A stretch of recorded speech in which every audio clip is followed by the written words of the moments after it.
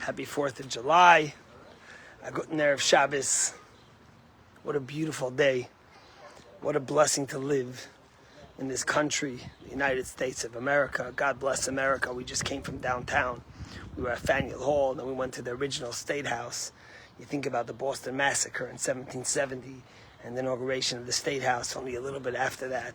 The history we have here, the sacrifice, the sign of the Declaration of Independence made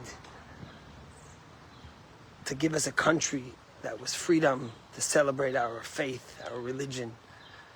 The idea that God blessed and endowed each one of us with His holiness, and that each one of us is a part of God.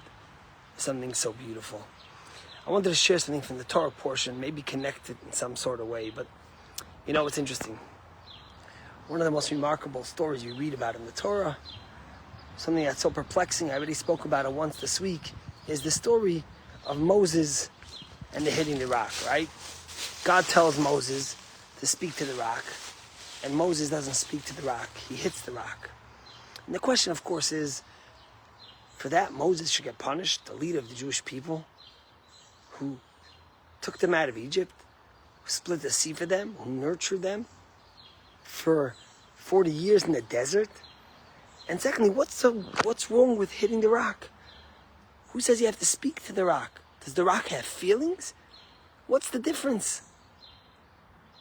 So of course, simple interpretation was, as the Torah says, God wanted to show to the Jewish people that even a rock will listen to God speaking to it, as opposed to the Jewish people, and will remind us of focusing on listening and connecting to our spirituality, to our heritage, to God. But for that, Moses should get punished? And what's the deeper dimension here? The Rebbe teaches us something very powerful.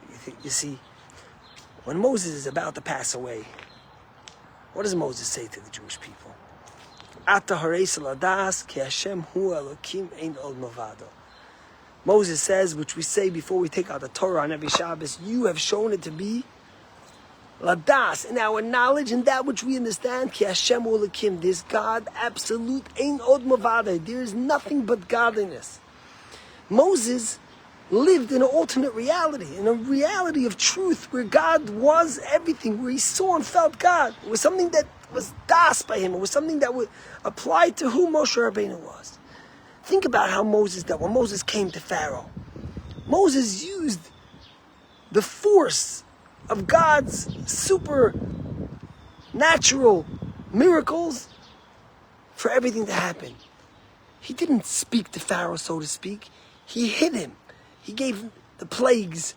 He overwhelmed him with God's miracles to get that which had to be done.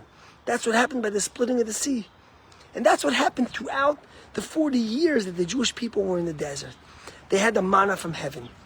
They had the well of Miriam. They had the clouds.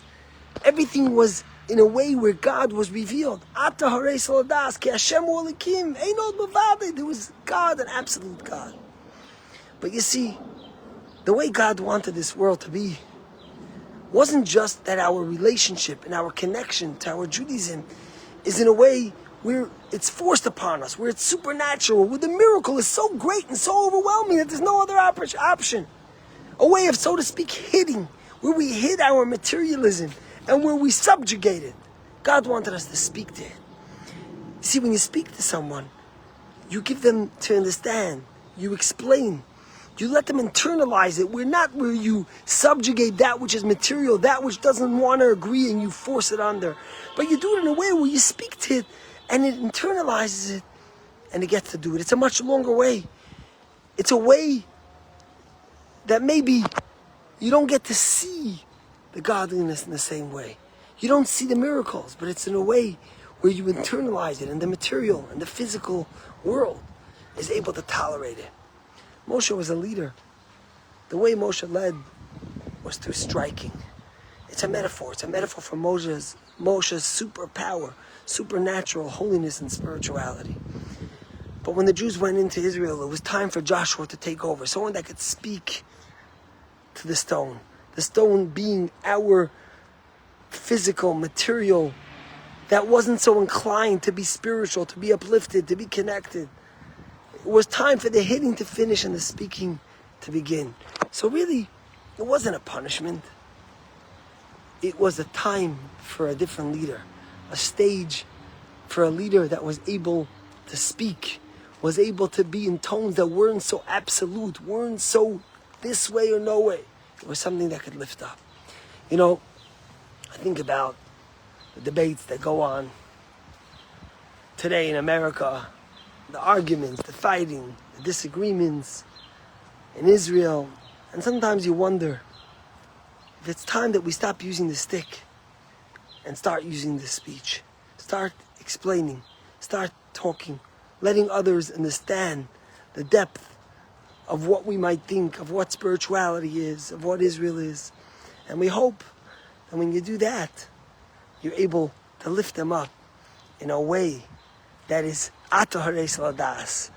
Ultimately, they should come to that level that Moses was at, where godliness was so clear, where it was the supernatural, but it'll come from the bottom up, from the speaking, from Joshua leading in a new way. May Hashem give us that we should be able to have that clarity and see godliness in such a revealed way, as Isaiah says will happen in the time of the ultimate redemption, when Umallah Aretz Deyas Hashem, the world will be filled with the knowledge of God, Kamayim Le'al L'chasim, just as the water fills the oceans. Have a good Shabbos. Happy 4th.